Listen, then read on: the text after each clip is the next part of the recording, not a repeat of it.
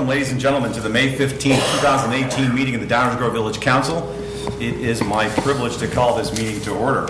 For those of you who haven't already done so, there are copies of our agenda on either side of the room. I would encourage you to please pick up a copy. You can follow along with tonight's proceedings. There will be multiple opportunities for public comment, both with respect to items that are on tonight's agenda, as well as a segment that is under item 5 on our agenda, which is reserved for public comments of a general nature. Any members of the audience wishing to speak about matters of a general nature under item 5 should please come up to the podium, let us know who you are, and we'd be glad to hear from you at that time. But first, it is our proud custom to begin our meetings by reciting the Pledge of Allegiance. So I ask everyone present to please rise and join us in reciting the pledge. I pledge allegiance to the flag of the United States of America and to the republic for which it stands, one nation, under God, indivisible, with liberty and justice for all. Thank you very much for joining us. And with that, I would like to ask our fine village clerk, April Holden, to please call the roll. Commissioner Wallace? Here. Commissioner Earl? Here. Commissioner Waldeck? Here. Commissioner White? Here. Commissioner Jose? Here. Commissioner Barnett? Here. Mayor Tully? Here. Thank you very much. That brings us to item 3, which pertains to approval of past minutes from prior council meetings. That's not in the budget, Commissioner White, so we're going to have to just leave that for the rest of the year. We have one set of minutes to review and approve tonight, and those are our council minutes from our regular council meeting of May 8th, 2018. If there are no corrections, comments, or concerns, I would ask for a motion to approve, please. Bertel, I move the council approve the meeting minutes for May 8th as presented. Second. All in favor? Aye. Any opposed? Those minutes are approved. And now we're going to pause on item 4 because we have a number of very exciting announcements, proclamations, and presentations to go through. And the room is just beaming with all sorts of activity, pride, and civic responsibility. So without further ado, I would like to first introduce Dave Lowry. Dave Lowry is a member of the National APWA Board of Directors. He himself is a 2012 APWA Top 10 Public Works Director winner, and also the Public Works Director of the fine village of Schaumburg.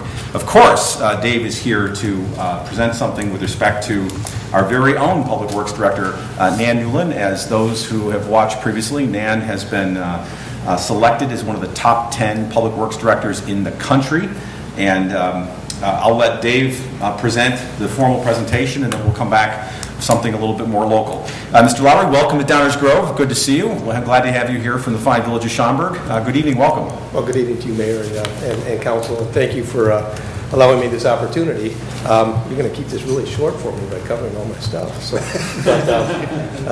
but yeah, it is my pleasure to be here, and this is an evening for Nan to be celebrating her achievements and her accomplishments in her career.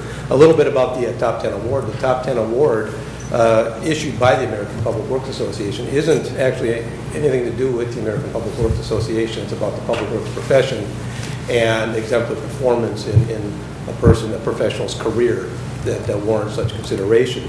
Some interest, I always like to go through and look at the data on these awards. The award's been around since 1960. 580 professionals have received the award over that time. Only 27 have been women, and Nan represents a unique distinction within the Chicago Metro chapter as being the first woman public works professional to receive the award. That's terrific. And something we need a few more of course, Nan and I were chatting earlier. We neither one are going to admit how long we have known and worked with one another over the years, but to suffice it to say it's been a long time. But it's always my pleasure to be able to come up and do these, representing the board, being it local and with the people I know, and presenting these to my friends is always an added benefit. But without further ado, if I could have Nan come up. On behalf of the Public Works APWA Board of Directors, I do want to present Nan with her Top 10 Award, and I'll just go ahead and read this real quick. It's for noteworthy achievement in the field of public works and adherence to the highest standards of professional conduct. Nan Newland has been selected as one of the top 10 Public Works Leaders of the Year for 2018. Congratulations.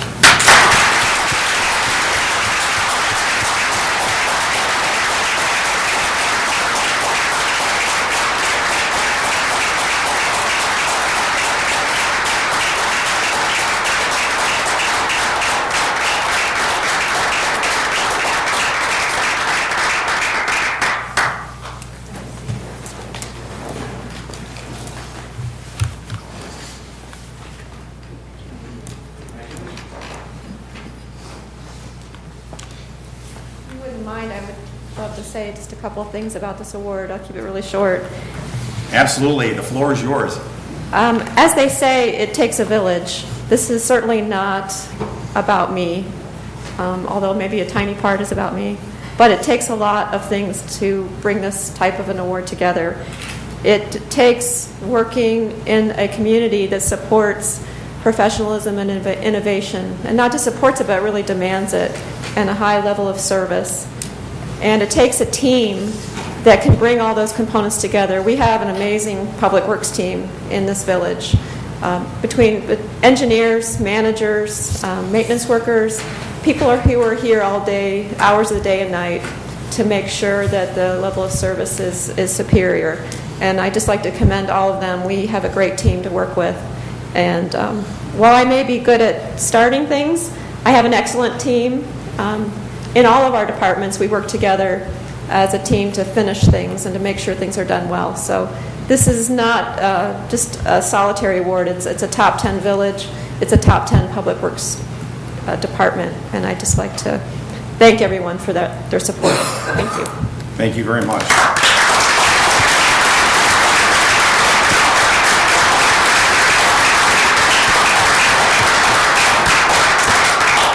I know I speak on behalf of my colleagues in the Village Council and the entire community when we say we couldn't be more proud of you, and this award couldn't be more well-deserved. It is truly another reflection of great civic pride, because we have celebrated our outstanding fire department, ISO class rated 1, our tremendously fantastic police department, CALEA certified excellent again, and of course Public Works is always there, maybe not as upfront except when the snow's falling, but always behind the scenes making sure that the community receives the high quality of services that they've come to expect and deserve. And this recognition is really special, well-deserved, hard-earned, and thank you very much.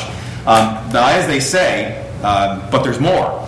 So the one thing that, I mean, the award's nice, and having Brian come up here, having Dave come up here, for example, is terrific. And by the way, please give our best to Mayor Larson.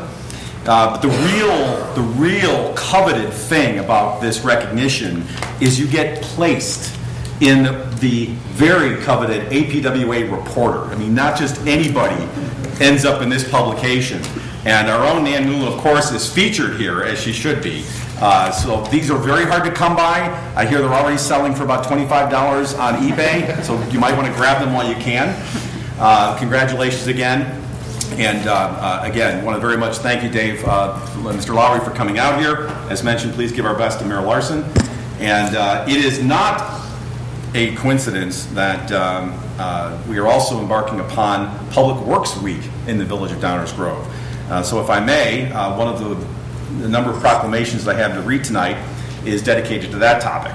Whereas public works services provided in our community are an integral part of our citizens' everyday lives, and whereas the support of an understanding and informed citizenry is vital to the efficient operation of public works systems and programs such as water, storm sewers, streets, transportation, and public buildings, and whereas the health, safety, and comfort of this community greatly depends on these facilities and services, and whereas the efficiency of the qualified and dedicated personnel who staff the Public Works Department is materially influenced by the people's attitude and understanding of the importance of the work that they perform. Now, therefore, I, Martin T. Tully, Mayor of the Village of Downers Grove, do hereby proclaim the week of May 20th through 26th, 2018 as Public Works Week in the Village of Downers Grove, and call upon all citizens and civic organizations to acquaint themselves with the issues involved in providing our public works, and to recognize the contribution which public works personnel make every day to our health, safety, comfort, and quality of life. And so now I get to come down and present you with this proclamation, Nan, as I said. But wait, there's more.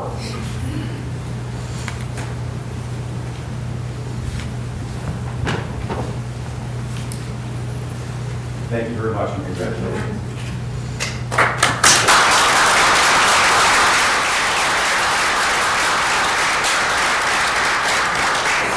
Thank you. And don't worry, no second speech is required.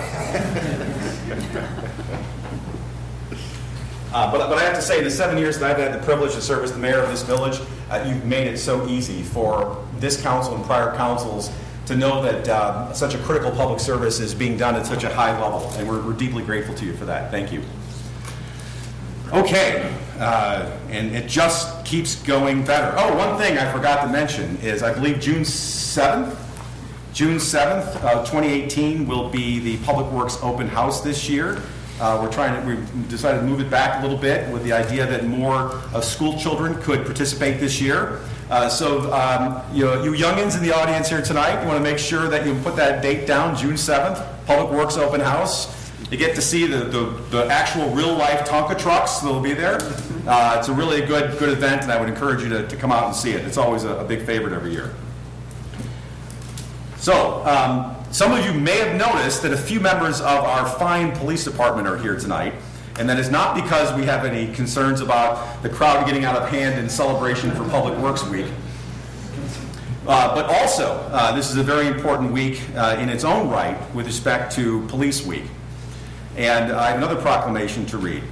Whereas the Congress and the President of the United States have designated May 15th as Peace Officers Memorial Day, and the week in which it falls as Police Week. And whereas the members of the Downers Grove Police Department play an essential role in safeguarding the rights and freedoms of Downers Grove citizens. And whereas it is important that all citizens know and understand the problems, duties, and responsibilities of their police department, and that members of the Downers Grove Police Department recognize their duty to serve the people by safeguarding life and property, by protecting them against violence or disorder, and by protecting the innocent against deception and the weak against oppression. And whereas the Downers Grove Police Department unceasingly provides a vital public service, now therefore, I, Martin T. Tully, Mayor of the Village of Downers Grove, call upon all citizens of Downers Grove and upon all patriotic, civil, and educational organizations to observe the week of May 13th through 19th, 2018 as Police Week, with appropriate ceremonies in which all our people may join in commemorating police officers, both past and present, by who their faithful and loyal devotion to their responsibilities have rendered a dedicated service to their communities, and in doing so, have established for themselves an enviable and enduring reputation for preserving the rights and security of all citizens. So with that, I would like to ask Deputy Police Chief DeVries to please come up, and I will present this proclamation to you, Deputy Chief. Hey, I hope you don't mind if I bring a few friends. I feel safer already. Come on up, guys. All right.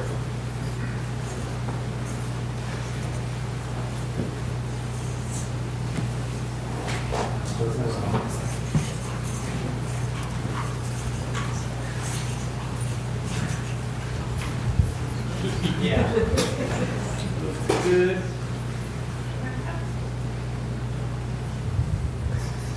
I think you're going to have to Great. Yeah, get up on the back stair there. Thank you.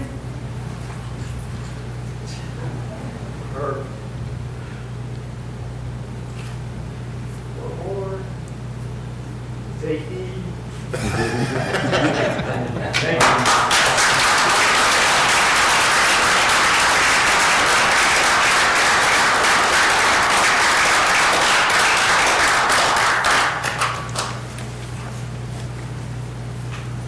Now, of course, one thing that needs mention, and this is an annual event during Police Week, is also our annual ceremony celebrating the life and remembering the tragic death of the only Downers Grove police officer ever to be killed in the line of duty, Richard P. Barth, who over 40 years ago was killed in the line of duty, 1974 to be precise.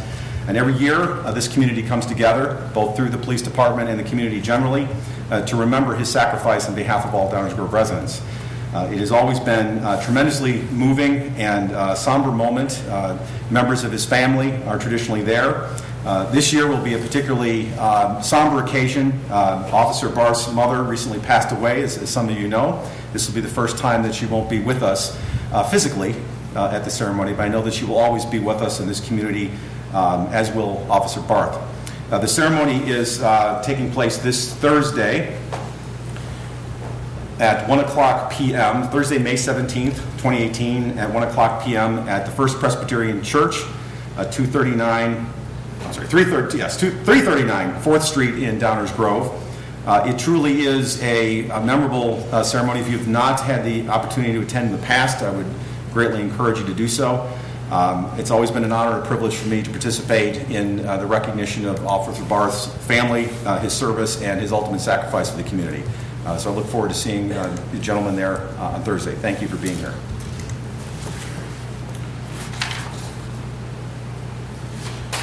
Moving right along, we have another proclamation, because this is just the time when a lot of important things are happening. I also have a proclamation with respect to National Garden Week. Whereas the Garden Club of Downers Grove is celebrating its 91st anniversary, and whereas the Garden Club of Downers Grove was founded on February 28, 1927, and Mrs. M.L. Puffer, that name may sound familiar, was elected president, and Mrs. Lyman, another familiar name in Downers Grove, was elected wildflower and conservation chairman. Whereas the objectives of the club remain the same today as in 1927, that is, the advancement of gardening, development of home grounds, and furthering village beautification to stimulate an interest in cooperative gardening and to aid in the protection of forest, wildflower, and birds. Whereas, over the years, the Garden Club has planted flowers, bulbs, trees, and bushes at nearly every park and school in the village, as well as the library, the Main Street Cemetery, the Maple Grove Forest Preserve, and the American Legion. And whereas the Garden Club of Downers Grove is a charter member of the Garden Clubs of Illinois and the National Garden Clubs, and whereas scholarship awards are given each year to horticulture students at the University of Illinois. Now, therefore, I, Martin T. Tully, Mayor of the Downers Grove, Mayor of the Downers Grove. See, obviously the third proclamation is when I lose it. Take two. Now, therefore, I, Martin T. Tully, Mayor of the Village of Downers Grove, do hereby proclaim the week of June 3rd through 9th, 2018 as National Garden Week in the Village of Downers Grove, and congratulate the Garden Club of Downers Grove on their accomplishments and wish them much continued success and a blossoming future. And I believe that Ms. Linda Swanson is here tonight, and she is the publicity chairman for the Garden Clubs of Downers Grove, and it would be my honor to present this proclamation to you. Well, instead you get the president of the... Oh my goodness gracious, even better. Unfortunately, Linda couldn't be with us today. Well, we're delighted to have you here tonight. Hi, I'm June Vandervest. June Martin Tully, delighted. Thank you so much for being here. Thank you for your proclamation. My pleasure. And I'm happy to give it to you. Thank you very much.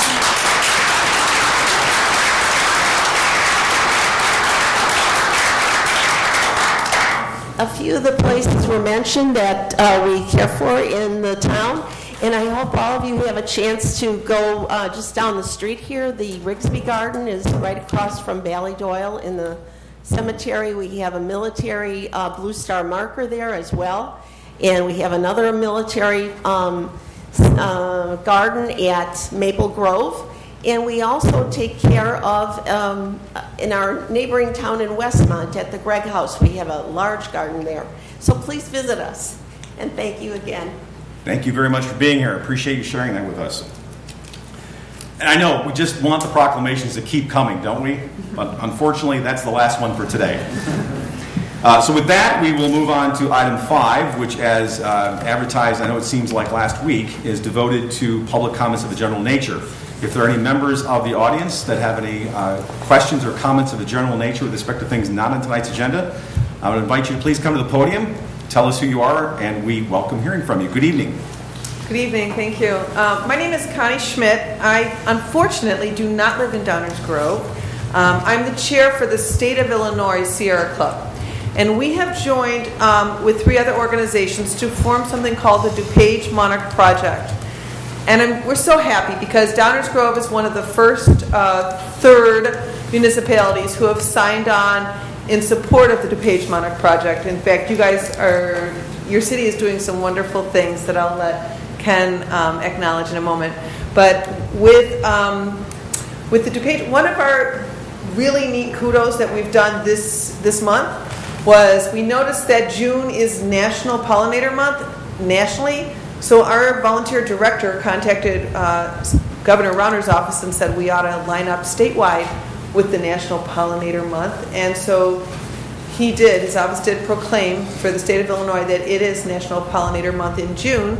And this specific week, June 18th to 24th, is celebrating pollinators. This poster has been printed and is sent to all the libraries in DuPage County, and then it is also being presented only to the towns who have signed on with the DuPage Monarch Project. So you are signatories. We're really excited about that. We hope you'll be have a wonderful place to.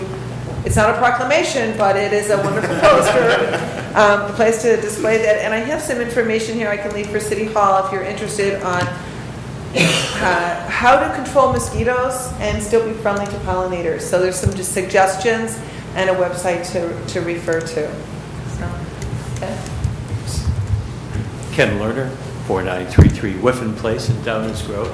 I'm here on behalf of the Pierce Downers Heritage Alliance, and we just wanted to express our appreciation to the DuPage Monarch Project for their efforts on behalf of Illinois pollinators and for presenting this wonderful poster. And I wanted to thank Commissioner Earl for laying the groundwork to have the poster displayed in Village Hall. I understand there's a spot for it available in the Village Hall lobby area, so hopefully it will inspire interest on all part of all who visit.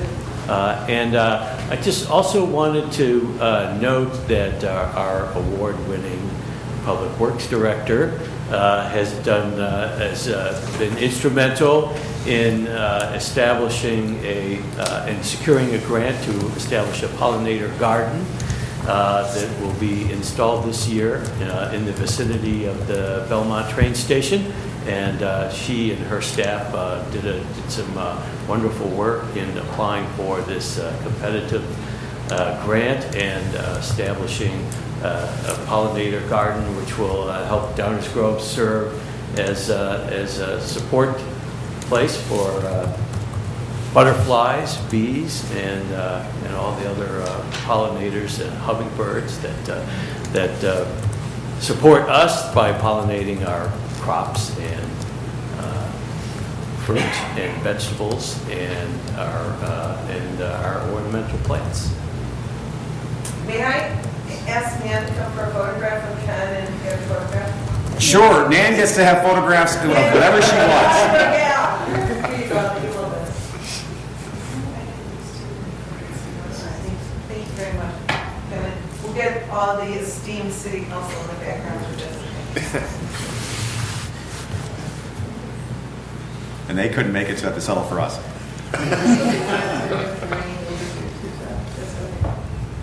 Thank you very much. Thank you for insulting me. Thank you very much. Thank you.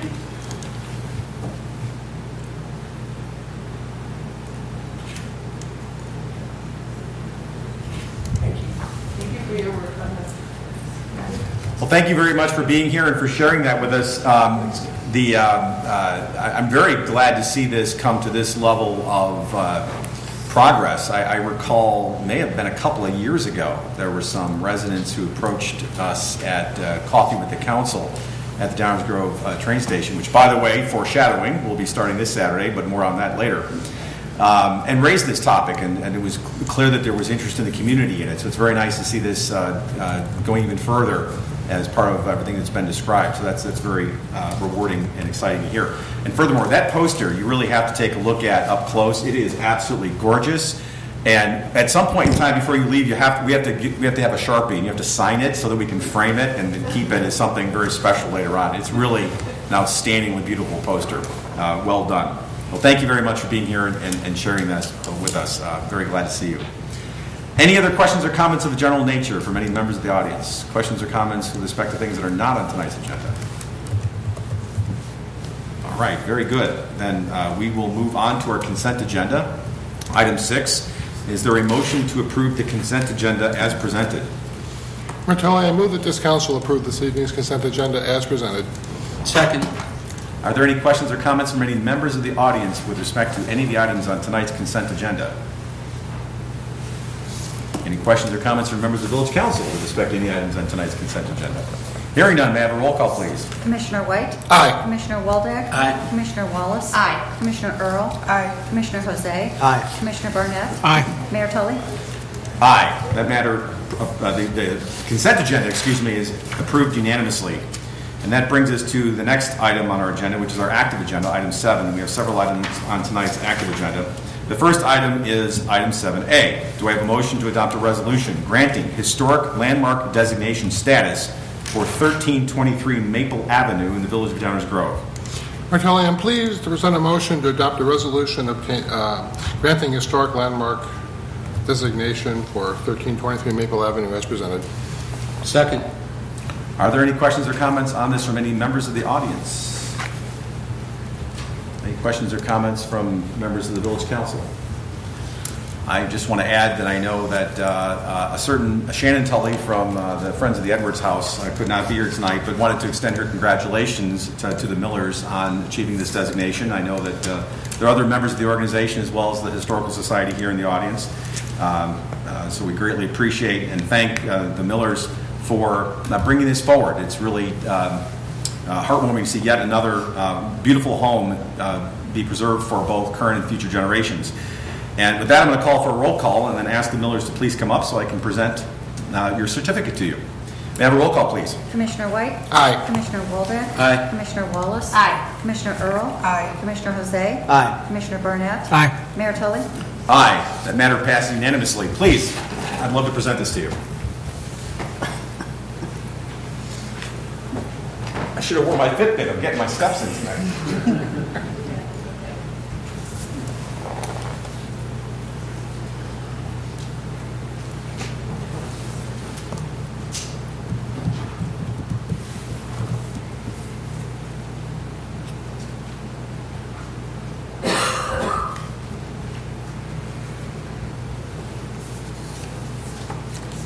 Oh, take your time. Congratulations. Thank you. It's an honor. Shannon had been here, but she had couldn't make it. One of those with you in the middle. They say rose in the center, one on the side.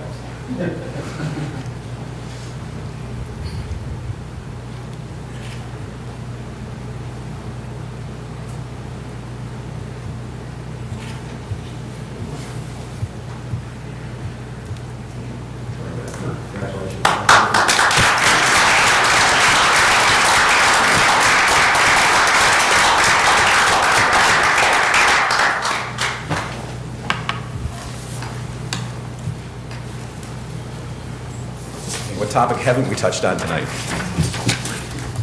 Oh, yes, liquor. Well, we got to celebrate, right? Next item is item 7B. Do I have a motion to adopt an ordinance amending the wine boutique liquor license classification? Martelli, I move that this council adopt an ordinance amending the wine boutique liquor license classification as presented. Second. Are there any questions or comments from members of the audience with respect to this item? Questions or comments from members of the Village Council? Hearing none, may I have a roll call, please? Commissioner White? Aye. Commissioner Waldeck? Aye. Commissioner Wallace? Aye. Commissioner Earl? Aye. Commissioner Jose? Aye. Commissioner Burnett? Aye. Mayor Tully? Aye. That matter passes unanimously. And brings us to item 7C as in Charlie. Do I have a motion to adopt an ordinance amending provisions of Chapter 9, Office of Emergency Management? Bertolli, I move the council adopt an ordinance amending provisions of the Office of Emergency Management as presented. Second. Questions or comments from members of the audience on this item? Questions or comments from members of the Village Council? Hearing none, roll call, please. Commissioner White? Aye. Commissioner Waldeck? Aye. Commissioner Wallace? Aye. Commissioner Earl? Aye. Commissioner Jose? Aye. Commissioner Burnett? Aye. Mayor Tully? Aye. That matter also passes unanimously, and that brings us to the end of our active agenda. Item 8 is our first reading our workshop agenda. We have no items on that agenda, so that we have time to discuss the item under the manager's report, which is the first meeting with respect to our 2017-2019 long-range plan for this year. But before that, we have item 9, which is the mayor's report, and I do have a few things to mention. Number 1 is, as previously advertised, the first outdoor Coffee with the Council will be taking place this Saturday, which is, I forget what the date is, wherever this Saturday is, from 9 o'clock until 10 o'clock at the, out just outside the Main Street train station. Thank you, Commissioner. May 19th, just outside of the Main Street train station, which is itself just outside of the Farmers Market, or the downtown market, excuse me, which had its opening last week. It was a little wet, but it's become extremely popular, so we look forward to a lot of people being down there, and we hope to see lots of folks come down for Coffee with the Council, which is an informal opportunity for residents to meet with members of village staff and the village council and share with us whatever is on their mind. The only thing that we ask is that they speak to us before they go in, because sometimes we're a little concerned when people are armed with vegetables when they're on their way out and they want to talk to us. That can provide a little trepidation. Next, I wanted to mention that Downers Grove Township is having an event that same day. Also, the date was right in front of me. Saturday, May 19th at 10 o'clock. So right after Coffee with the Council, you can go right over to the Oak Hill and Oak Crest cemeteries. The Downers Grove Township is having an Armed Forces Day dedication honoring all who serve the country. There will be a dedication of a bronze plaque donated by the McNeely family of Downers Grove honoring all branches of the U.S. military. The township and the foundation will be thanking them for their generosity. There will be a ceremony there, not only with respect to the work that's been done to enhance the cemetery itself, to dignify and honor those who are interred there. So if you have an opportunity to attend that function, that would be terrific. And then I don't know if this is on Commissioner Wallace's list, but on Sunday, the very next day, May 20th, is the 7th annual Cupcake Classic 5K, and I believe there's a Kids 1K run. That is taking place in McCullum Park on 67th Street, and the Kids 1 mile, excuse me, it's not a 1K, it's a 1 mile run, is at 8 o'clock. The 5K run walk for non-kids is at 8:30 a.m. start. This is obviously a community classic race that has been taking place for 7 years now to support Noah's Hope and also Hope for Bridget to help finding a cure for Batten's disease. And so I encourage those, and hopefully we'll have some good weather for both Coffee with the Council, the cemetery dedication, and the next day for the 5K through the beautifully well-maintained streets of Downers Grove. That's all I have on the mayor's report, so we'll go to item 10, which is council member reports. This is an opportunity for members of the village council to share with those in the audience and those watching at home any goings on or other items of interest in the community if I haven't already described all of them, or to report on anything that they serve as a liaison to another public body on. So I'll start to my right tonight with Commissioner Jose.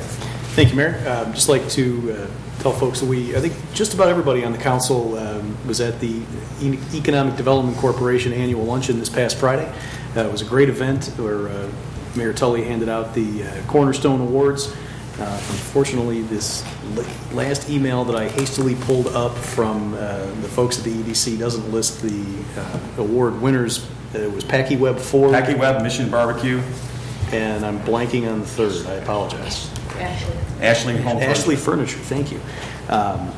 It was there was also a keynote address by Bradley Migdal of Cushman and Wakefield, who told us a good bit about the Rexnord deal in particular. Wanted to say thank you to all my colleagues and to everybody at the EDC for joining the wonderful luncheon, and that is the extent of my report. Thank you, Mayor. Thank you very much, Commissioner. Commissioner Waldeck. Thank you, Mayor. You already mentioned the Coffee with the Council, but whether it's Coffee with the Council, every Saturday is going to be the downtown market sponsored by the YMCA Indian Boundary. So that Saturday's it ran from May 12th and it's supposed to go till October 20th. Check the calendars just to make sure. We will not be meeting until June 5th, I believe. So in the meantime, there's Summer Nights. The Classic Car Show will be coming back, scheduled from May 25th to August 31st on Fridays from 6 to 9 p.m. Confirm the schedule. Summer Nights, isn't that a Glenn Campbell song? I'm not sure. We will also not be meeting before the Memorial Day Parade, which is May 28th, a Monday. So that's coming up as well. So as always, check the www.downtowndg.org and find out all the things that are happening. Thank you. Thank you, Commissioner. Commissioner Wallace. No report, Mayor. Thank you. Thank you. Commissioner Barnett. I have no report, Mayor. Thank you. Commissioner Earl. On Tuesdays at 7 p.m., if you're not here with us, there is the Fishel Park Bandshell Concerts started up again with the Park District. And they start at 7 p.m. and there's a different band every week. And food and beverages are available for purchase. So go out and enjoy some music on those nights you're not here with us. So thanks. Thank you, Commissioner. Commissioner White. No report. Thank you. Just a few more things that I neglected to mention earlier. Speaking of Official Park and the Van Shell and Memorial Day, of course, there will be the traditional annual Memorial Day service hosted by the VFW, the American Legion, at Official Park. I believe it's, I think it's 11 o'clock on Memorial Day.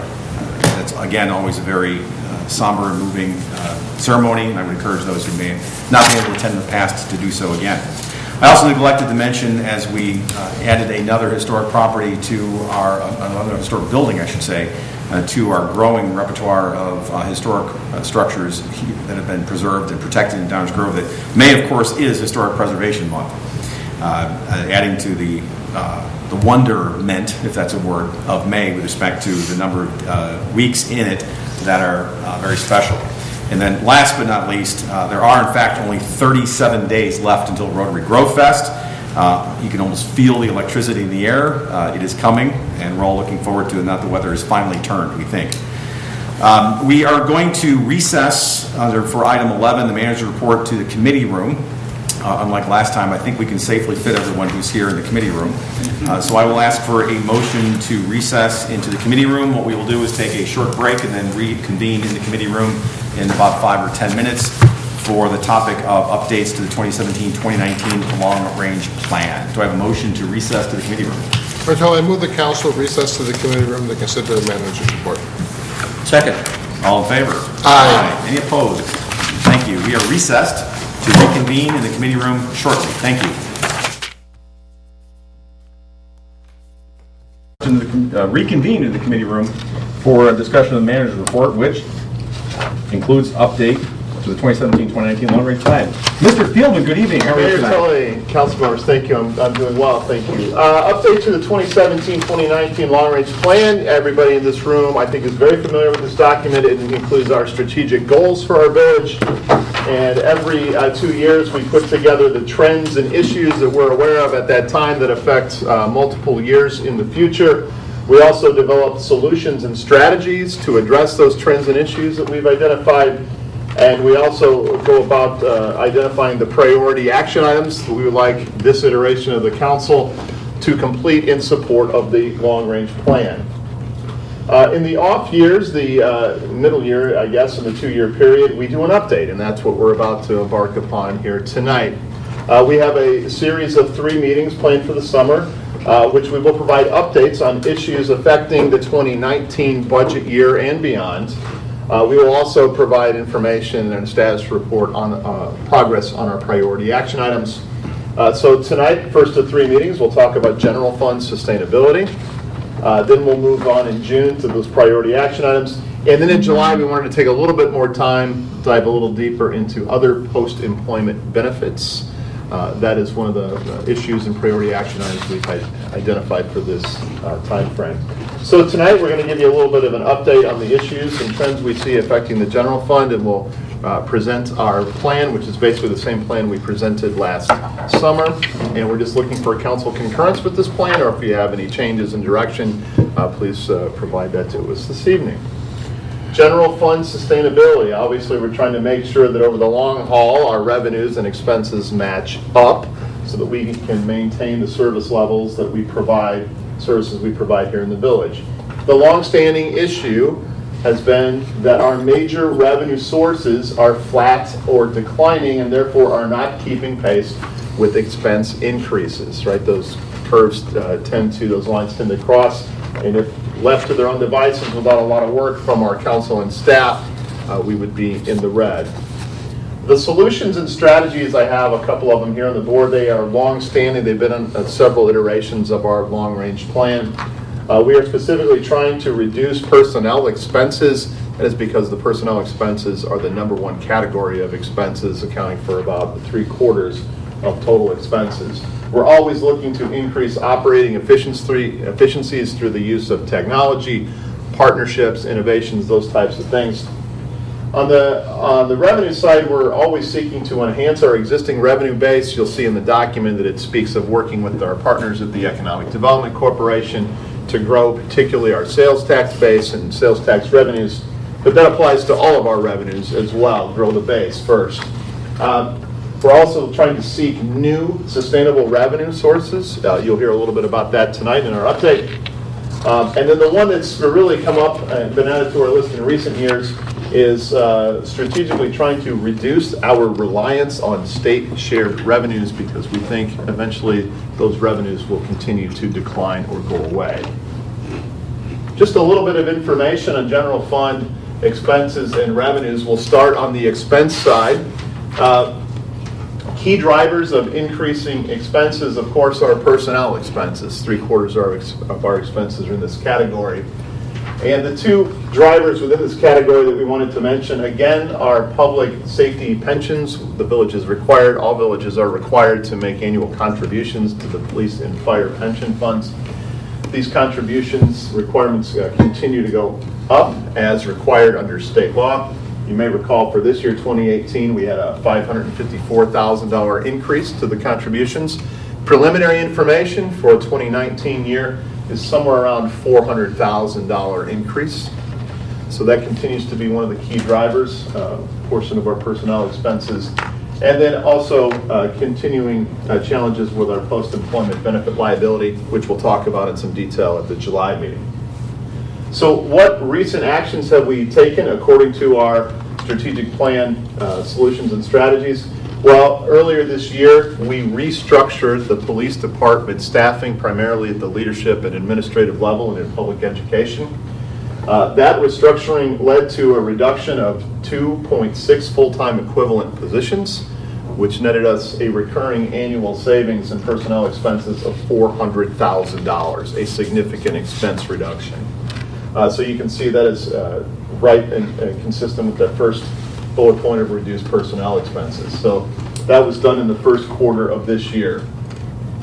Our plan on the expense side is to continue what we've had successes doing, frankly, for over a decade, and that is finding those operating efficiencies so that we can reduce personnel expenses, specifically by looking at the possibility of eliminating positions as they become vacant through voluntary retirements, people moving on to different jobs as appropriate. So it's not every position, but we work really hard when a position becomes vacant. How can we not fill that position? What can we move around? What uses of technology, partnerships, innovations? We've been very successful over the last decade. I think we've eliminated, my goodness, 75 positions or more, somewhere around there. On the revenue side, the key drivers of flat and declining revenues. Again, sales tax. We've been talking about this for many, many years. We just wanted to illustrate what we mean by truly flat. Our 2018 budget has $11.4 million in revenue from sales tax. In 1998, we received $11.4 million in sales tax. 20 years, flat. That is by definition flat and declining. So flat in numbers over a 20-year period. Now it went up in between and come back down and kind of leveled off. If you factor in inflation, that is a significant decline. Income tax, also a challenge we've been speaking about for several years now. This is also referred to as LGDF, Local Government Distributive Fund. This is state income tax that is distributed to a portion of it to municipalities. The issue here is the state has been holding 10% of municipal LGDF revenues for a year, their fiscal year. It's supposed to expire, this 10% withholding is supposed to expire in the end of June. The issue here, not only did that affect us for 2017 and 2018 budget, but now there's talk of potentially permanently withholding that 10%, which would cause further reduction in our revenues. And the other one we wanted to highlight as a key driver is another major revenue source. We don't talk a lot about it, but it's utility taxes. As a category, we budgeted $5.2 million in revenues in 2018, and similar to sales taxes, 15 years ago we received $5.4 million. So utility taxes are flat and declining as well. Don't forget about the skim, the 2% charge. There was also a change last year affecting us this year that the state is holding on to a portion, 2% of our sales tax, home rule sales tax, for an administration fee since they collected and remitted to the municipalities. So that was basically a 2% cut in those revenue sources. Also known as the skim. The skim. Recent actions. You may recall that one of our priority action items was to look at, seeing if we could identify long-term sustainable revenues consistent with our modern economy. And in the report that's online, the council members have in front of them, we actually presented the results of that study that we completed a couple months ago. And we found that there are 4 sectors of our local economy which are strong and growing. Income, property values, service businesses, and online retailing activities. Now that's great news. 4 sectors of our economy are growing. That's consistent with national trends and a strong economy. The challenge is municipalities under current state law are only allowed to generate revenues or tax one of those 4 categories, and that's property tax, capturing growth in property values. So there's much more information in the report, but we did complete that study, and those were our findings. We also, at the end of last year, in going into the 2018 budget, the council authorized a 1% food and beverage tax, went into effect first this year. This is performing as budgeted, maybe slightly better. We budgeted $1.5 million in revenue. This, as an area, is a sector of our economy that has been growing since the Great Recession, is expected to continue to grow. So even if we keep the rate the same, we expect the revenues to grow 3 to 4% a year based on historic data. So this has been a great success story. It's been administered well, and it's performing as we expected. As far as the plan, obviously we want to try to solve as much of this on the expense side as we possibly can, but if we are in a position to have to adjust revenues, the plan is to consider increasing the rates of existing revenue sources, like the food and beverage tax perhaps, maybe an adjustment to our property tax levy for operations. We have not increased that in 7 years. It's been flat. Also consider adopting new revenue sources. They're traditional revenue sources the Village of Downers Grove does not have. There's a couple options listed in the report should we get to that point. So that is the update on the general fund sustainability. Our general solutions and strategies are here on the board, and our shorter term plan is also here on the board. We're looking for any council member questions, comments, concerns, or any other direction. Thank you, Mayor. Thank you very much, Dave. Just a couple of questions, because the increases to public safety employee pensions doesn't really tell the whole picture. Dave or Judy, what's the, for 18 roughly, what's the total contribution? And then what's the total contribution for 19? You don't have to tell me right now. You can just write it up there next to it later. I could look it up myself. But I'm pointing out that those are the increases. That's not the total contribution. Yeah, it's measured in millions now, so we'll get that information for you. All right, just you can write it up there next to it. Doesn't have to do that now. Didn't they cross paths? Didn't we begin to exceed total dollars expended on pension contributions versus operations from the property taxes and those categories? That's why I wanted to put those numbers up there. 2 years ago, they crossed. Sticking with the theme, we should probably also note for anybody that doesn't know in the listening audience that we also don't control those pension funds. That Springfield tells us what we need to put in there, and we put it in there. 6.5 million was 2018. 6.5 million. I just looked at our budget message just to confirm. So 6.5 million, our total levy for 2018, 13.3. The operations levy is less than the pension contributions.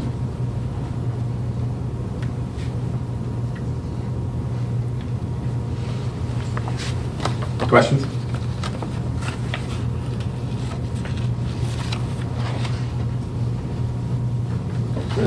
Don't have to have any. Well, big picture, I don't see any surprises here from when we talked about this last summer. And I'll just go on record as saying that from a high altitude level, I think staff is totally on the right track. And there's things to be determined. Obviously whether we need to do something depends on how the 19 budget develops, and that's premature to get in any of the fine print on that. But the general overview that we're given this evening, we're on the right track. And basically, so I don't have much to say, because we said last summer, actually this gives me a little bit more optimism compared to what I've seen in the past. Guarded optimism. Yes, that's the only kind we have. Bill, what part about this causes you to be optimistic? The flattening, if you look on page 4 of our report, the flattening of revenue and expenses. The long-term issue about pensions, eventually, these things flatten. Tier 2 will come into effect Well, slowly. This flatten only goes to 2017. Right. So that you can't really say anything's flat. We're already in 18. Well, I don't see anything that requires drastic action now. If next year things look different, things look different. But right now, I see no basis for drastic action. I think staff's doing an outstanding job of maintaining ISO 1, highest clear ratings, outstanding public works performance, and we're not deficit spending. So I don't see any basis for any major course corrections at this point. I think staff has an excellent handle on where we're at right now. Guarded, things happen, but right now, I think we're in. And there are some minor ways, that there are some revenue alternatives, which hopefully won't have to come into play. But if it turns out that expenses do grow, we do have alternate revenue sources, which can help balance some of that. If it turns out expenses are going to grow, they're going to grow. The 10-year numbers, Dave sent around a note to everybody shortly before the meeting, because I was on this afternoon. And we've seen them before. They were from a year ago, Dave, on the board, I think. Yes, last summer. Personnel is down, and actual personnel expenses up about the same amount. I'm not even counting the pension. Take pension and stormwater out of the equation. Assume those are going to operate a lot like a water fund. In the last decade, just personnel expenses, payroll, has consumed an additional 15% of our total revenues.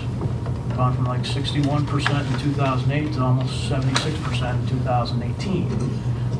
Even though we've dropped 80 people off the payroll, and there can't be anybody sitting around this table that believes that staff's innovation and hard work, which has largely been successful, is going to be sort of infinitely repeatable. There's a point where are there 80 more people to drop? I kind of doubt it. In fact, there'd be some that would argue that there's more people necessary. My only comment, staff obviously has a good handle on where we are. They're as into this as anybody, and they certainly know it. But I would suggest that all of us start thinking between now and 7-10 meeting, where the numbers are going to get worse, because OPEB is going to start to look a lot like pensions.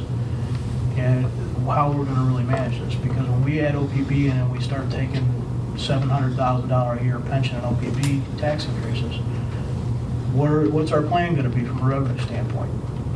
It's not going to be, there's not ever been, at least in recent history, a lot of appetite with councils to say we're going to raise taxes $2 or $3 million. And that's the kind of numbers that we're talking about in 2 or 3 years. This is not, there's nothing about this that's sustainable. This is sustainable through 19, we won't deficit spend. Yes, that's true. But anybody that thinks that this is a 10-year situation that's just going to go kind of like it's gone for the last 5 is nuts. And the state, the idea of relying on the state and trying to reduce it is really important, because, again, does anybody here think the state's going to say, never mind, go ahead and we'll just give you everything you've had before? Anybody think that? There's some real realities here, guys. Sales tax is not going to jump. Utility tax is not going to jump. The state is not going to do anything except skim further. They're going for every opportunity they can to skim, because they're in deeper trouble than anybody else is. But we should be thinking about this as we do not have enough money as a revenue source right now to operate the services that we're providing today. Not long-term. Long-term meaning 5 years. We don't have it. It's 19, yeah, we'll probably make it. Right, well, and that's really the point, because you're both right in the sense that we're clearly on track for what was laid out in the 2017-2019 plan, absent some big unexpected issue, and there have been unexpected issues. They come back, and it's not just keeping the LGDF cut at 10% permanently, but it's 20, or the new skim, or whatever it is. So, but absent something like that, which I think there's at least a significant chance of happening because it's happened. I agree. You're right. We are well on track for what the plan that this council set out for the balance of this council. You're absolutely right. Many have said it, that you can't keep doing this. It's a gosh darn miracle that you've been able to do it for as long as you have. And my goodness, what I'm suggesting is that absent some kind of a unexpected meteorite from Springfield, you're probably going to do it again. That's unheard of. You can't do it another 8 years. It's not going to happen. So yes, I think we're on track for this year, but this council can, kind of like what we're doing with the downtown plan, is this council can start laying the groundwork for the future councils as to what to do, because this is not going to happen. And we all have our different views on revenue sources and what dollars should be put towards what. But the best thing this council can do for the rest of this year is to lay the groundwork for the next council. Yeah, I totally agree with what the mayor just said, because Bob, you're absolutely right that this view doesn't go beyond the near-term horizon. Unfortunately, at this moment, we don't have sufficient information about what's going to happen to come up with long-term solutions. If you think that you have a long-term sustainable plan, put it on the table and we'll see if the community buys into it. Right now, I'm not aware of any solutions that can give us 10 years of security. So we have to wait and see what happens. Springfield will be a very different place after the November elections. I'm not inclined to make any radical course changes until I see the outcomes of the November elections in Springfield, for example, unless they go and actually do something. They've been threatening the LDGF forever, not forever, but for a long time. So these are threats that exist. Okay, these are, but they're not threats that that I believe we need to respond to. The next, do we think about it? I'm sure staff's all over this, and I know I think about it, but I can't make a decision today or this cycle because I don't have all the data yet. Now, I'm aware of it. You're absolutely right. We need to be aware of it. But I don't see any action that we should take other than continue with this plan and know that next year maybe things will be very different, and we have to respond at that time. There's a little, obviously, there's a lot of truth in what you said, because if you don't have the crystal ball, you're right, you don't have the data. But we do have 10 years worth of data to deal with. And we know that what it has done, even with our best efforts, which some would call miraculous, some would call outstanding, some would call them, all sorts of accolades, has gotten materially worse for us. And we also know that this council, the council before that, all councils, probably across the suburbs, are A, reluctant to raise taxes, and B, really slow moving. And so when you say, well, throw your plan out there and we'll see how the community reacts, well, even throwing a plan out there to see how the community reacts is a long-term process for an organization like this. It is not a spring of 19, maybe we'll start thinking about what it looks like next year. And so what I'm probably inarticulately saying, or maybe too many words saying, is that I think that if we miss this, if we take 18 and say it's just sort of a check-in and we're on track, that we're doing a disservice to everybody. Because we do know that 19 is going to be worse than this materially, and it is not going to be solved by another 2.6 FTE reduction. Well, what I think we need to do, well, first of all, I don't believe it's fiscally prudent to raise taxes and put the money in the bank. The amount of return that we would get by parking money in the bank, it's like saving money to build new village,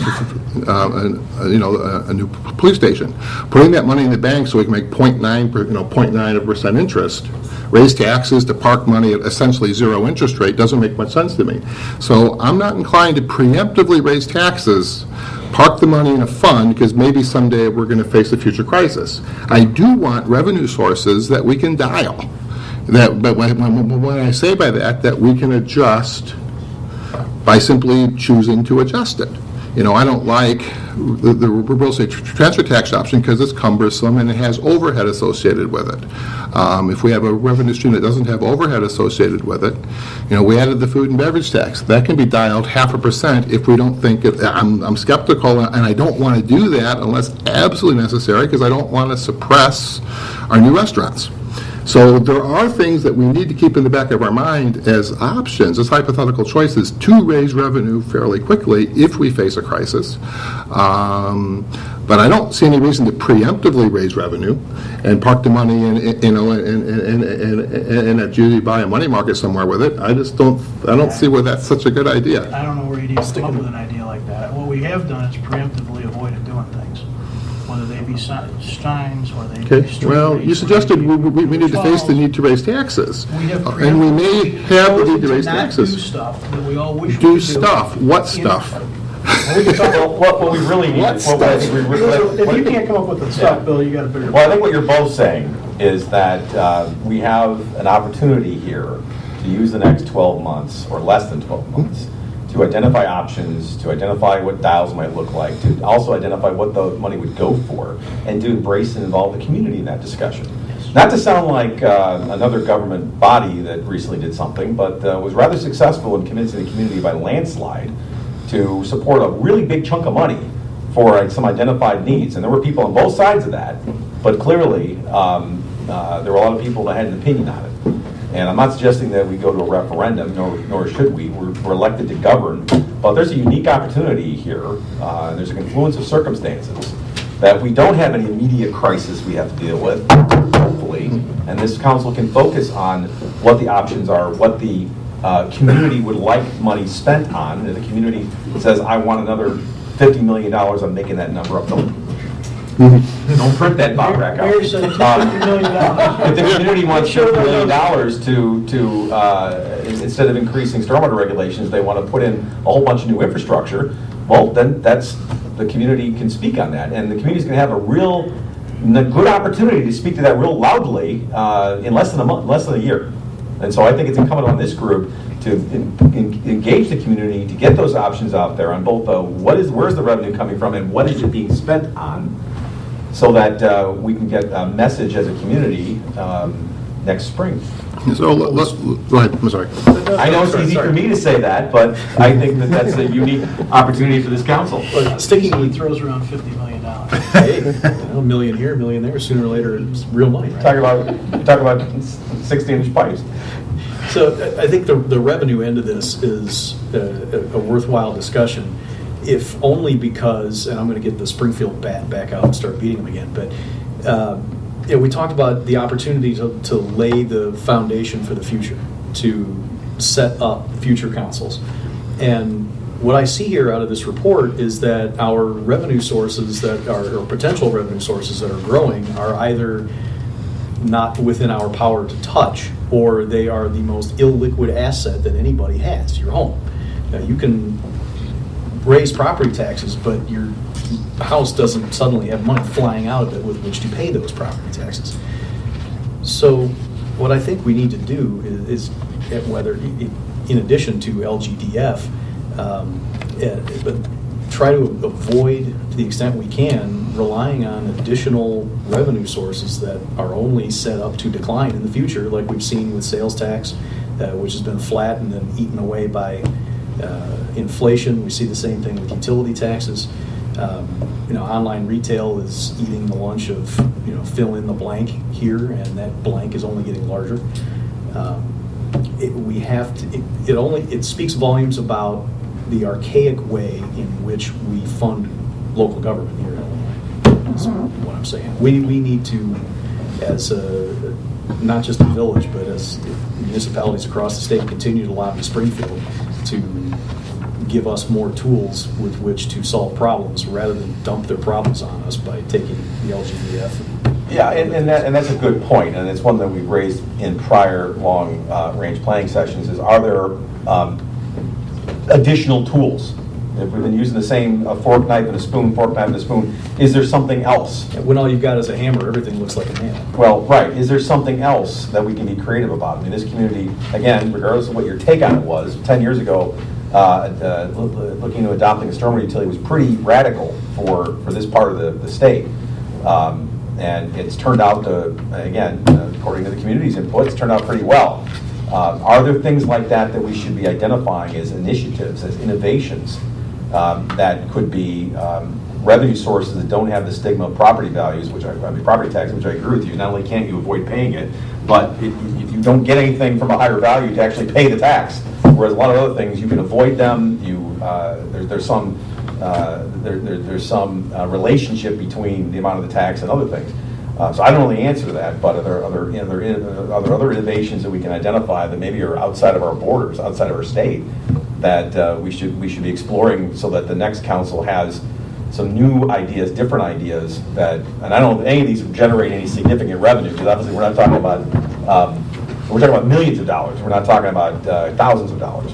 I don't know, but that's where I think we should not lose sight of those things.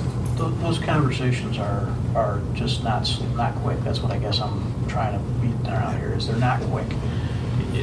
We've got, there's historically, there's the library, there's the recent 99 thing, there's the stormwater. We've got a community that has embraced situations that cost them more when they see value. But the process of laying that groundwork and explaining what it's for and why you're doing it and what your alternatives are that aren't maybe as appetizing is not quick, and it's not easy. And I'm worried that if we don't start that process now, if we wait till we sort of check in near the end of the 19 plan, we're going to have to... I think we absolutely should be starting that process. But what we do in that regard, as far as you use the word stuff, and no one's ever been able to find what stuff is. Stuff is either more revenue from a variety of sources, and I'm 100% supporting brainstorming about any possible revenue source we can come up with. The other thing is expenses. And I believe the lesson from the 99 referendum, I believe the lesson from the uproar with trying to cut the library's budget, is this town is willing to pay for quality services. Therefore, this town wants us to have ISO 1. This town wants us to have CLIA Gold Standard. This town wants us to have top-notch public works and community development. And that's not free. The way we lay the groundwork is explained to the public, these things are not free. And if you want to preserve those, we just can't go cutting everywhere, because then we won't keep ISO 1. We won't keep the CLIA ratings. We won't keep top-notch public works. And that's the core of the apple, to go to Mr. Waldeck's metaphor. And everything else we put on the apple, we need the core first, and we need more. I'm not, the old core services, I'm not a big fan of that, the old way of looking at it. But it doesn't mean we don't have to do core services. Therefore, unless somebody wants to propose some type of radical course change now, our process is basically say staff's doing a pretty darn good job of moving us forward. There's huge threats on the horizon, and we need to engage the community to say, if you want us to, if you don't support the types of services I mentioned, then tell us. But if you do support those services, when something happens, we'll have to raise your taxes. Or we can't keep the services. There's no such, when I was in college, the definition of conservative was there's no such thing as a free lunch. You can't have ISO 1 without paying the fire department. You can't have CLIA Gold Center without paying the police department, and that's paying salaries. That's just now it is that the people should work for free. Otherwise, somehow they're cheating the public, and which is totally ridiculous. School teachers, I mean, if you want top quality education, you got to pay for it. So, of course, we have to think about this, but what we can do now is engage the community, like 99 did. You want these services? And there's these huge threats on the road. But as far as doing something between now and next summer, staff's doing what needs to be done right now. And I'm content with what staff's doing. Two things on that. Number one, it's very important to remember that within the core, you find the seeds of innovation. Don't forget about that. But number two, this goes back to something we've talked about, I don't know how many times. It's this, I've talked about this website where there are slider scales. Because one of the things we're talking about is information. What do people want? What do they want to spend on? What are they willing to pay? Now, how do you know that? We can sit around here and contemplate our navels all week and never get the answer to that question. So is there something that we can be doing to find out what people do want to do? Other than what we're already doing, which is engaging the community and every potential, every possible opportunity. But there's only 7 of us. I know this has not gone anywhere in the past, but once upon a time I was at National League of Cities, and there was somebody on a website where you could put in all your key services and you could put in your costs, and literally every single person could go on this website and with a slider sort of adjust. Well, here's how much I'm willing to pay for this, and you would get sort of this profile. And it was very educational to the individual using it, because they would realize, yes, I want this, and I want this, and they'd see what the price tag was. Oh, I need to dial this back and move this up.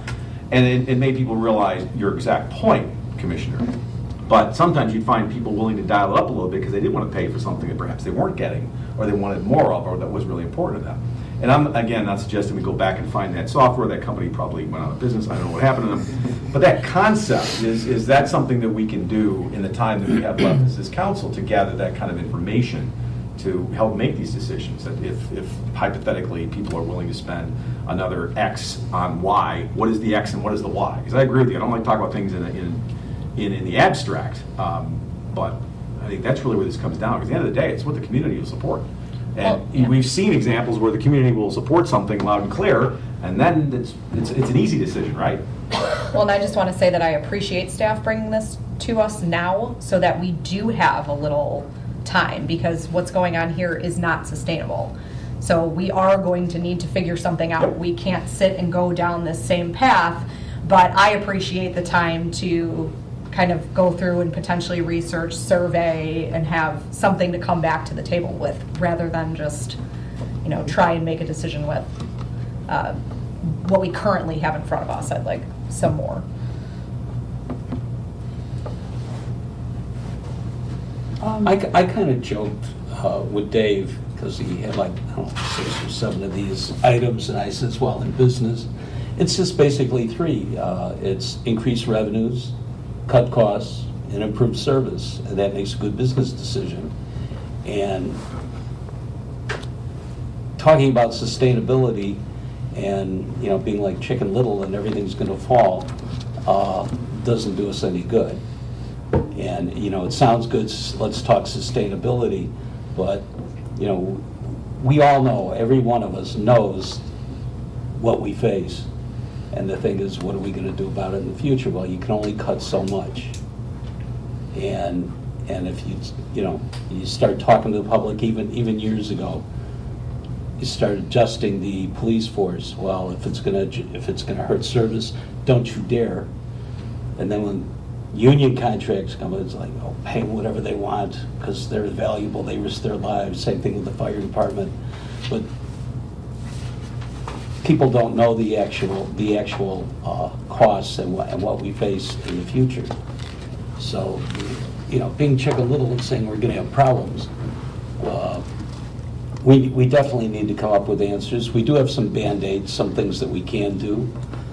You can always adjust the food and beverage tax. You can adjust utilities. There's some other items in there that are like minefields every time they've been talked about in the past. People hear about it and they get up in arms. We have a lot of challenges. I think Bill's right. And looking at what we have in front of us, we do have some options. And so that's the good thing. Thinking about it long term, we do need to seriously think about what we do with property taxes, what we do with the big ticket items. But we are a top municipality in the state. We have a great bond rating. We're going along reputation-wise, and we stand in pretty good stead in comparison to a lot of others. And if Springfield overreacts, they start taking too much money, there's going to be a lot of municipalities that are going to crash and burn long before we do, and something's going to happen. And what I'd like to see is all the municipalities, all the IMLs, page managers, I'd like to see all the municipalities get together and just basically have a Springfield revolt, and a very serious one, and tell them and let them know the damage they're doing. Because if all these municipalities are going to fail, we're going to maybe not be the last ones standing, but we'll be there as a lot of others are falling to the wayside, and something is going to happen before then. So I don't disagree with you. That's my chicken. I don't disagree with you, but I don't know if I want to wait until somebody goes through the windshield before we legislate seatbelts. No, and I'm not saying that we stand here, we sit here and do nothing. I think we need a very strong PR move to explain what we're doing, what it costs. I've been on boards where they say, well, let's not raise fees. Well, when was the last time we raised fees? Oh, 2004. Well, people are going to be up in arms if you raise it. Well, if you do a little bit at a time, it's not so bad. And I think what we've done good is the pension, the increases in the pension, we've kind of automatically passed that through. I think that's a good thing. And we publicize it quite well, that if we have to pay something for pensions to fill that gap, that people are at least out there beginning to understand what it means. We got a gap to fill. It's not our fault. It's like the water. Cost of water went up, pension costs went up. Sorry, folks, this is something we have to do, and it's just passed through. And we're not improving service, we're not pocketing any money, we're not, this is all it is. We're just meeting the obligation. And I think that's good. I think our increases in water, pass through. Stormwater, pass through. Our costs, we pass them through. And if you want curb and gutter throughout the village, boy, you better reach in your pocket. And I think we've established some of those things. We do have some options, as Bill said, it's listed here. The long-range plan, the short part of the long-range plan is doable. I mean, we're on target. But long-term, yeah, we got a lot of, or whoever's here has a lot of work to do, and there's going to be a lot of challenges. And we should also include in there a big fight with Springfield, whatever we can muster.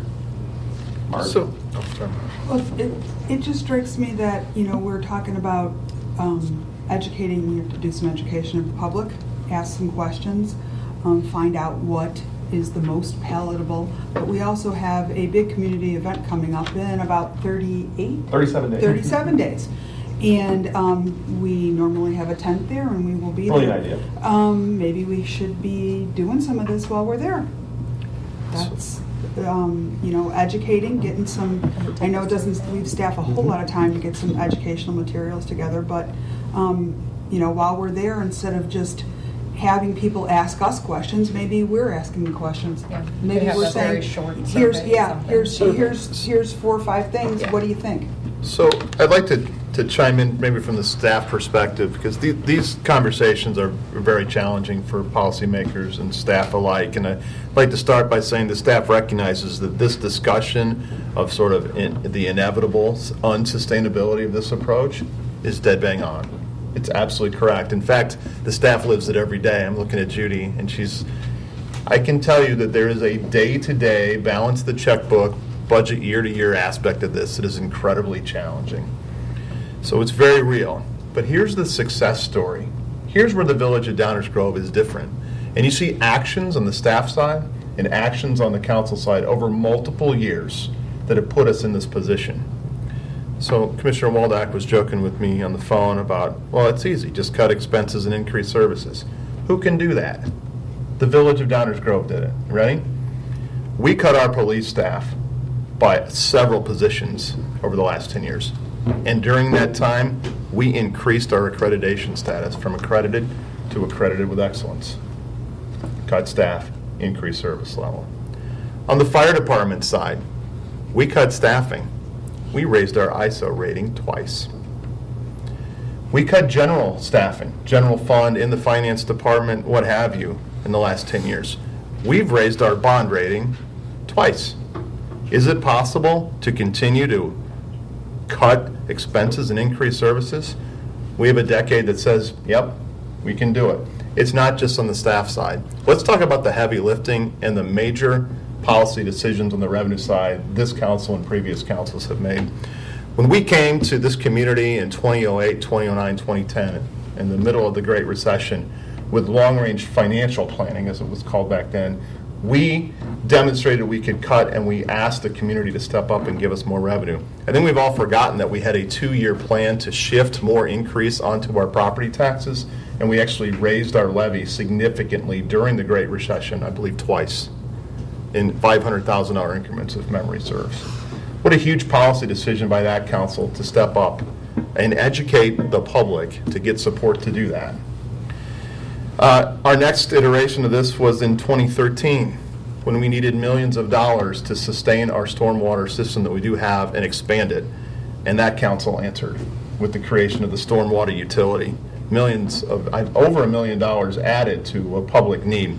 In our version of the slider scale, with our national award-winning, not just the slider scale, but our 20 educational videos that resulted in the results that we had at the referendum question, overwhelming results. And then just last year, while it may have seemed easy and logical, it was a very tough decision by this exact council to institute a food and beverage tax. So what I'm seeing is, yes, all these things are true, but let's not forget that we have a decade of tough policy-making, revenue decisions, of increasing revenue when we need to, and a continued commitment by this staff to continue to cut expenses and increase services. It is happening. Every year we sit here and say, this is going to be the last year, and every year I think, yeah, you're probably right, and Judy comes to me the next Wednesday and goes, yeah, they're right, this is the last year. But we're going to keep doing it, and if we ever have a need, we'll do what we always do, which is educate the public, get consensus, and I think the council will step up, as we've demonstrated multiple councils, and do it again. What we're presenting here tonight actually is we don't think we have a situation where we're asking you to do anything. The staff is saying, as we started with Commissioner White, this plan seems to be working at least through 19 and maybe 20. Is it sustainable to 21, 22? Probably not. Every couple of years we have to do something on the revenue side, and every year we have to do something on the expense side. If we had any concerns that we needed to make a major change to balance the 19 budget, tonight is the night you would have heard it. We'll talk a little bit more about OPEB. We may have some challenges there, but we're at this point, we're not saying, hey, we have a major issue. We continually have major issues, but this group, as a collective, council and staff, is responding. So that was our perspective we wanted to offer. That's why I'm optimistic. I'm guarded. Guarded. And that's absolutely right. And I don't want the fact that we all jump to we got to deal with the storms on the road to in any way tarnish the patina that is well deserved for the last decade and beyond. You're absolutely right. But we haven't accomplished these things without thoughtful, mindful planning and thinking ahead. So all I'm saying is we need to be doing that, and let's take advantage of the fact that you're not asking us for any major course corrections right now, and use that time, use those resources within reason to plan ahead for the next major policy decision that the next council will have to make, because there will be one. And you just listed a whole bunch of them. Yeah. So what does also history tell us? There will be more of those things that will have to be made. All I'm saying is that let's use this time and the resources we have when there aren't any major crises to plan for those next major policy decisions. And again, a microcosm of this is what's going on with the downtown management, the future of the downtown. We didn't wait until that decision was, oh my goodness, all these things are expiring, what do we do? We started 2 years in advance or more. What are the options? Started to engage people so that when the time comes, people can make decisions such as, yes, we'll support those property tax increases, yes, we'll support a stormwater utility, yes, we'll support a food and beverage tax. Whereas in other circumstances, in other times, there would have been torches and pitchforks at Village Hall. That's what I'm talking about. And I think everybody's kind of talking about it. I don't think anyone's really disagreeing. I mean, I think the outcomes may be different, but I don't hear anybody saying we shouldn't be planning for the future. I'm okay with the conservative Chicken Little title. Really fine with that. I love how everybody's buying it. Everybody's owning these titles. I like this. So that's a great segue. I think in June, when we come back for priority action items, the council will get a chance to see where we are working on these major initiatives and how they relate. And we can add or change course on there. And I think it'll all kind of come together in July with the OPEB. You'll see sort of right. And I think you're not saying that there's any course corrections that are needed. And I don't hear anybody at this table insisting there be some major course correction at this moment, but that we need to be prepared for things down the road. And that means investing the time, effort, thought, and difficult conversations in order to be prepared. And I realize that it's an interesting time to do that, but if you want to get public feedback, this is the way to do it, folks. So I think we can get together our story for the Grove Fest booth is really what I'm saying. That is a pretty good story that I think we'll be happy to share. And don't forget that the tax burden in Downers Grove, the real estate tax burden in Downers Grove is amongst the lowest in all of DuPage County. Yes. Mayor Chirico in Naperville has a chart he likes to run around with, and deservedly so, that he shows every opportunity, and it has all these communities listed, and of course Naperville is at the very bottom with respect to its property tax burden. But the thing I like about that chart, and I actually like to share it and like it, is you know who the next community up is? You're below. It's Downers Grove. Right, below Naperville. So I love that chart. I love Mayor Chirico showing that chart. The only thing I think it's a great idea to utilize the information booth at Grove Fest and maybe even our coffee with the councils on a smaller basis. Absolutely. But it is a little bit more challenging to get people to weigh in on these kind of heavy issues at a short, and we'll have to think about how to do that. Yeah. Because they're not going to be able to watch a video, and they're not going to be able to when we put up different, for example, when not Station Crossing, when a Kitty on the Green was done, we were looking at designs. Everybody will come up and give you their opinion on what a building looks like. That's easy. Like it, love it. But so what do you think about $50 million for to resize all the stormwater in town? You know, I don't have time for that right now. I need to go buy some flowers. Hey, at least if folks are flinging stuff at us at a farmer's market, we know it's fresh. Right. I do not doubt that this council will step up and do what we need to do. Absolutely. Everybody here, I know, I worked with y'all, we'll do what we have to do. Right, but I think we should be well-defined, and the community needs to fully understand what is it that we have to do and how are we going about doing it. I don't disagree with you, Bill. But it's because we've invested that time and effort in the past, that this and prior councils have been able to do it with the support of the community, I might add.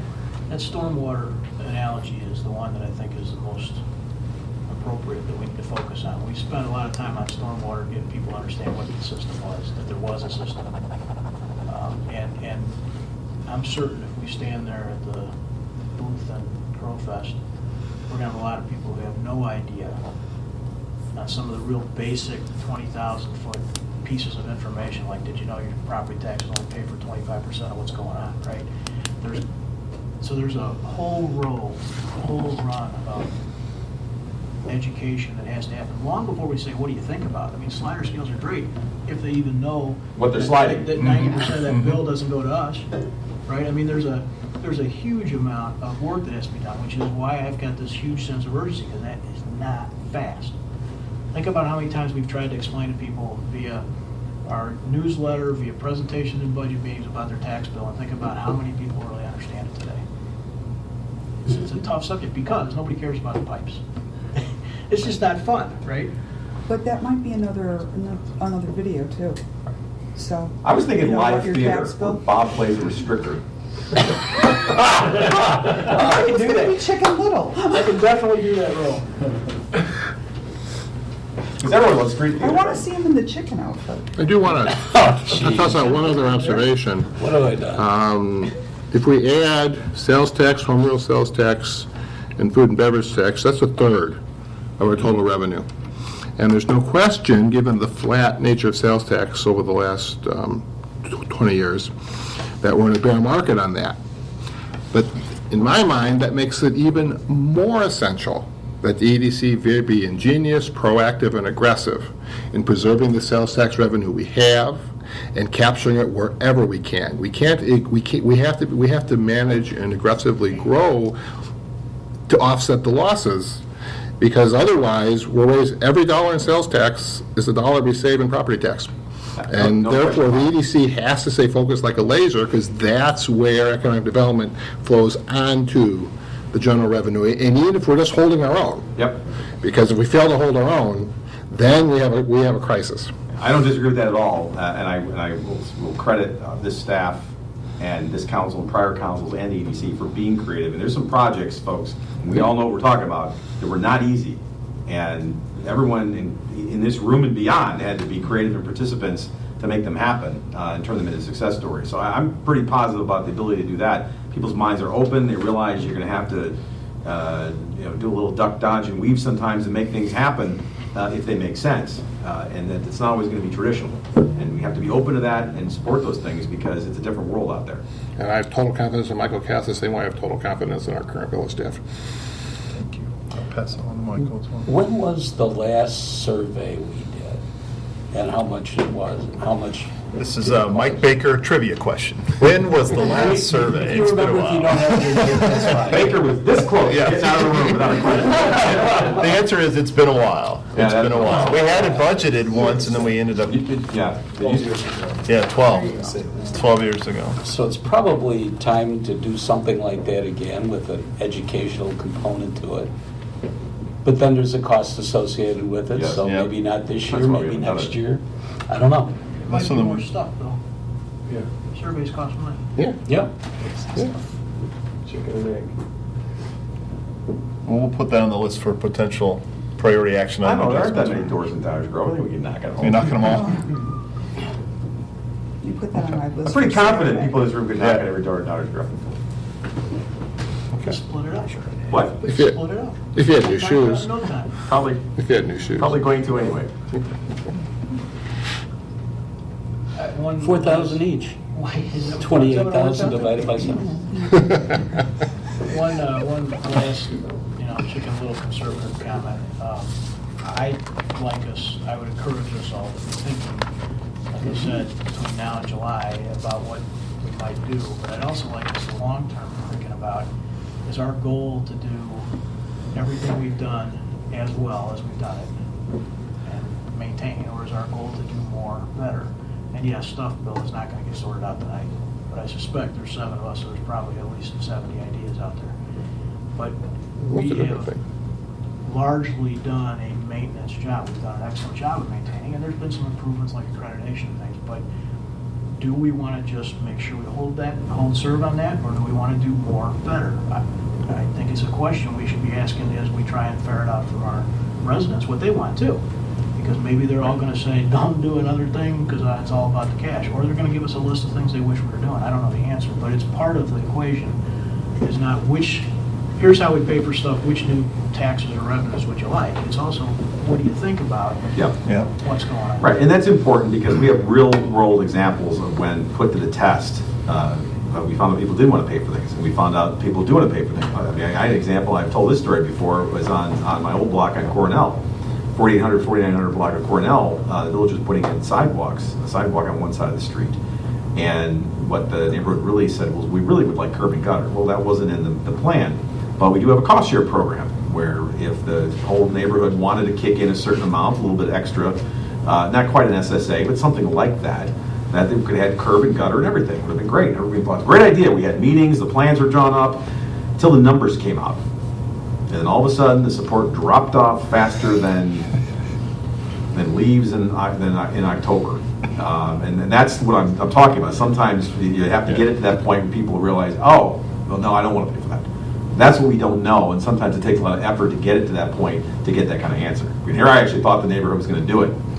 Because based on what everybody said, literally door to door, yes, absolutely, it'd be great. It'd be wonderful for the neighborhood. Let's do it. And push came to shove, nope, not paying for it. And to this day, there's no curb and gutter on 4800 block of Cornell. Economics 101. Yeah. But I mean, that's a microcosm of what we're talking about here. Yeah. All right, well, there'll be 3.5 CLE credits to all those who attended. Make sure you sign out. Is there anything on me? I don't want to cut anybody off, but before I go to Let's stare at them until they talk. anything else we need to accomplish before I do that? Thank you so much. We have direction on the plan, and we have a couple of follow-up items as well. So thank you, Mayor and Council. All right, thank you. Any questions or comments from members of the public? Sure. Good evening. Hi. Just some random thoughts. It would be interesting to show the public what the chart looks like and when expenditures are greater than revenues and what that actual gap might be for, I don't know, 7 years out, something like that. The other thing that pops into my mind is that delightful little chart that shows the dollar being split and Downers Grove having 9%, 9.1%. I think it'd be useful for people to see that. Can we get T-shirts with that image on it? We can. We can, actually. I think we're choosing shirts right now. I think that should be. I think we need to have that not on a shirt. That percent will go down after the referendum, too. Right. And then, just a clarifying question, under this real estate transfer tax, if you took the, I was gonna say mythical $300,000 average home, but the average home at 0.25% transfer tax, that'd be $750. Yes, sir. One of those line items tacked on is all of those dozens of things in the real estate closing. What's this? Don't worry about it, you have to pay it anyway. Am I understanding that one? Yes, sir. Versus the vehicle sticker where everyone sees it, everyone buys it, everyone has to put it on year after year. Yeah. Is the transfer tax the one that we need a referendum? Yes, sir. In order to put in place? It has to be, that needs to be adopted by a referendum. Right. Did we find out anything about whether we can do vehicle stickers without the sticker? Yeah, we did a little bit of research on that, and the idea here is, could it be a vehicle registration rather than an actual sticker? Can we use technology? Can we set it up so that people basically can file information online, and we don't actually have to put stickers in there? Tailpipe tax. We reached out to our friends at the Secretary of State's office. They're not able to give us database information directly, but the idea is still alive if we ever went to that. I think we try to avoid stickers themselves because stickers have such a huge overhead and they're pretty ugly on the cars. So, They're a constant reminder to them. yep. Yeah, so if we were ever to go that route, I think we could try to find a way Well, to. do we know anybody in Springfield that can encourage them to adjust their software? Yes. We are doing that. We have Without to taking see. their cut. Yeah, they've been great. Taking 10% of our money. They've been great to work with, and we have great friends at the Secretary of State's office. They're very helpful. It's just right now there's some technological challenges, not a lack of effort. So, but we can work with them on that. I think every municipality would like that option. Yes, that would mean a much leaner approach to the stickers. Anything else, Rich? No, thank you. Thank you. Last chance. All right, well, thank you both for sticking around. We can't adjourn tonight. We do need to convene into closed session. Discuss the personnel issue. Charlie, I move that this council convene in the closed session pursuant to Section 2C1 of the Illinois Open Meetings Act to consider the appointment, employment, compensation, and performance of specific employees of the village. Second. All in favor? Aye. Any opposed? All right, we are convened in closed session in yet another room. Oh, I'm. The Tri-County. We will not be coming out and taking any action, so.